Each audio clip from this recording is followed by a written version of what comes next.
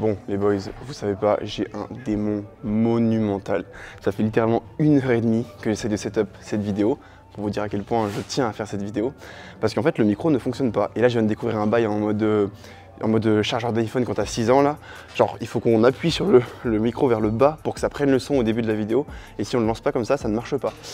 Enfin bref, j'ai le démon mais je vais tourner cette vidéo et je vais être zen et essayer de ne pas parler trop vite. Donc du coup les boys, on va partir sur une vidéo qui va être comment optimiser son grip au bench. Du coup la règle générale qu'on donne au bench de manière générale du coup pour être plus fort et pour avoir un grip plus efficient, c'est toujours d'écarter son grip parce que ça permet de réduire l'amplitude et donc du coup d'avoir une meilleure position surtout en bas du mouvement. Et ce qui veut dire qu'on a moins besoin d'avoir un leg drive agressif ou vraiment fort en bas du mouvement. Et ça tombe bien parce que dernièrement avec tous les changements qu'on a au niveau des compétitions, mais que ce soit le cas ou pas, mais encore plus maintenant du coup avec les nouveaux bancs Eleiko qui sont extrêmement durs, les leg drive agressifs sont de moins en moins efficients parce que souvent en fait les fesses vont décoller et donc du coup c'est soit vous allez devoir vraiment limiter votre leg drive pour pas que vos fesses décollent, soit vous allez tout simplement avoir les fesses qui décollent et donc du coup ce sera pas validé en compétition. Et c'est pour ça que optimiser le bas du mouvement qui est en plus la partie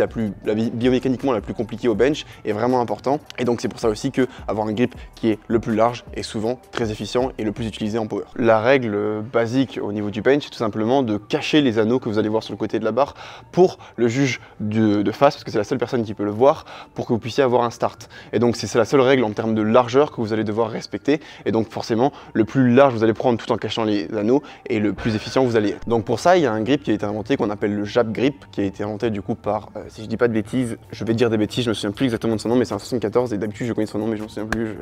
je sais pas pourquoi j'ai un trou de mémoire, qui en gros est venu avec l'idée de tourner les poignets vers l'intérieur pour du coup cacher l'anneau avec l'index au lieu de le cacher avec la main, ce qui permet de prendre en fait la barre un petit peu plus large et du coup de gagner des centimètres d'amplitude. Le problème avec ce grip, c'est que en fait souvent vous allez compromettre la position basse du mouvement parce qu'on va chercher beaucoup de rotation interne. Ça va être très compliqué de garder les poignets au-dessus des coudes et souvent il va y avoir vraiment la position qui va être compromise en bas où la barre va se déporter vers les hanches et ça va être très compliqué de garder une position qui est efficiente. Souvent ce petit changement technique du jab grip ça rend vraiment le bas du mouvement très compliqué parce que c'est très demandant en termes de trajectoire et en termes de mobilité, chose que tous les athlètes n'ont pas. Et c'est pour ça que c'est un grip qui est très utilisé quand il y a des petites amplitudes, souvent au bench, mais sur le plus lourd, c'est beaucoup plus compliqué à mettre en place. La solution intermédiaire que je donne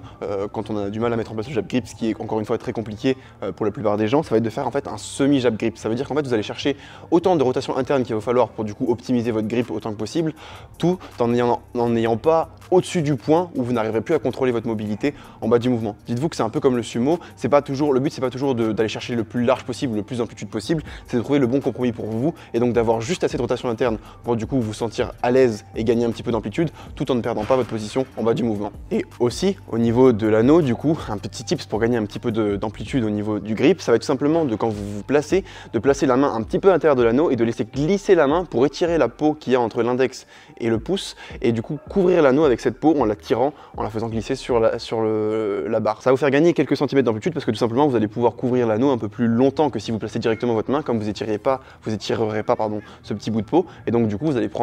allez pouvoir prendre votre barre un tout petit peu plus large. Du coup là je vais montrer la différence d'amplitude entre la queue de la peau et sans. Donc ça c'est de base. Si je me place, tac. On va voir que là la barre elle est plus basse. Avec ce grip, il y a deux choses qui vont être vraiment très importantes. C'est premièrement de toujours mettre de la magnésie et deuxièmement de vraiment grip la barre fort avec la main et ne pas seulement poser la barre dans votre main parce que vous allez avoir vraiment zéro marge de manœuvre. Ce qui veut dire que si votre main glisse sur la barre et qu'elle bouge un tout petit peu, vous allez tout de suite découvrir l'anneau et donc le juge va pouvoir vous mettre vous mettre un rouge et considérer que le mouvement n'était pas valide parce que vous ne couvrirez plus l'anneau. Donc faites attention, c'est vraiment un double tranchant. Si vous le faites, il faut vraiment bien le maîtriser et être sûr que votre main ne glissera pas pendant tout le bench. De manière générale, du coup, ouvrir votre grip, ça va vous permettre de plus verticaliser votre trajectoire et de rendre l'ouverture des coudes beaucoup plus facile. Sachez que l'ouverture des coudes, c'est vraiment un peu l'élément clé de tous les benches et que c'est vraiment quelque chose de compliqué à mettre en place et c'est souvent même un sticking point dans le sens où il faut vraiment réussir à pousser vers l'arrière et plus vous allez avoir de déport du coup entre le moment où vous touchez les pecs et le moment où vous repoussez et plus ça va être compliqué d'ouvrir les coudes et donc plus ça va demander une trajectoire qui est complexe à mettre en place et le fait du coup d'élargir un peu votre grip va vous permettre de garder souvent les coudes un peu plus ouverts pendant pendant la descente et du coup de rendre votre trajectoire un peu plus facile à appréhender. Du coup, globalement, le fait d'avoir un grip plus large va vous permettre d'avoir une technique qui est plus répétable, c'est-à-dire que vous allez pouvoir répéter de manière plus constante sans avoir d'erreur technique. Et le fait de ne pas avoir le poignet trop en rotation interne comme sur un jack grip va vous permettre aussi de garder un meilleur transfert de force. Donc c'est pour ça que je dis que le fait d'avoir juste ce qu'il faut en termes de rotation interne va vous permettre vraiment de trouver entre guillemets un peu le sweet spot, c'est-à-dire qu'on a ce qu'on appelle le compromis entre garder un très bon transfert de force tout en gardant une répétabilité et une efficience technique qui est très bonne. Du coup, un tips par rapport à ce nouveau grip, essayez vraiment de bosser le pontage parce que sachez que du coup tous les centimètres que vous allez pouvoir gagner en termes d'amplitude vont vous permettre de potentiellement pouvoir gagner un petit peu de rotation interne et donc du coup ça va faire un cercle vertueux parce que si vous gagnez un peu de rotation interne, vous allez avoir moins d'amplitude, vous allez pouvoir du coup bosser votre pontage et ainsi de suite, vous allez vous retrouver à gagner plus de pontage, reprendre votre rotation interne, optimiser votre technique et ainsi de suite et ainsi de suite. Aussi du coup comme vous allez optimiser votre position basse du mouvement, votre leg drive va sûrement devoir être un petit peu changé, comme vous aurez moins besoin de vraiment avoir un leg drive explosif en bas du mouvement via l'optimisation de votre mouvement, il y a de grandes chances que du coup vous deviez changer votre position de pied pour pouvoir avoir un leg drive qui est du coup beaucoup plus linéaire et pouvoir pousser sur la descente comme sur la remontée. Par rapport à votre technique préalable, du coup,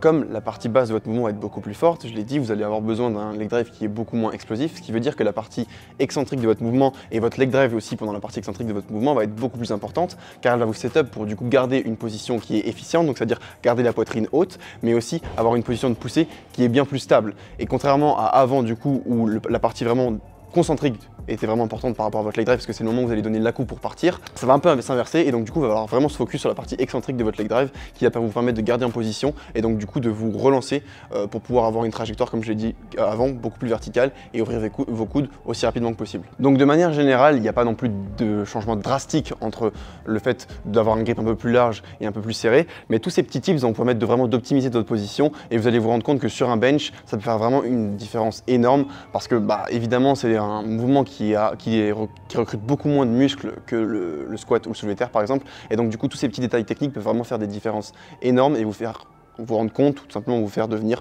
beaucoup plus fort et pouvoir vous exprimer beaucoup mieux sur ce mouvement. Bon voilà les boys, comme d'hab, le tips est fini. Maintenant vous avez un tips encore en plus au bench et comme vous savez c'est ma spécialité, je suis vraiment un très bon bencher donc vous pouvez me faire confiance. Je suis dépité. Je suis dépité parce que je viens de parler du fait que je suis un mauvais bencher, ce qui honnêtement me touche très profondément, mais aussi le fait que ça fait 2 heures, vraiment les gars, ça fait 2 heures qu'on galère à tourner cette vidéo, donc s'il vous plaît, donnez du love dans les commentaires, partagez, faites tout ce que vous voulez, faites-le, et faites en sorte que du coup cette vidéo soit beaucoup vue, et que la chaîne explose parce que c'est ce qui se passe en ce moment. Donc s'il vous plaît les gars, donnez du love et évidemment soyez forts au bench. Je veux dire, maintenant vous avez toutes les clés, donc ça ne peut qu'arriver. Oh, le caméraman me lâche des bails sérieux. Donc effectivement, j'ai oublié. Comment ai-je pu oublier ça d'ailleurs? Comment ai-je pu oublier ça? Comme d'hab, le lien Silent Worker dans la bio et pour MyProtein, vous connaissez le lien dans la bio et code SBD Forever. A plus les boys.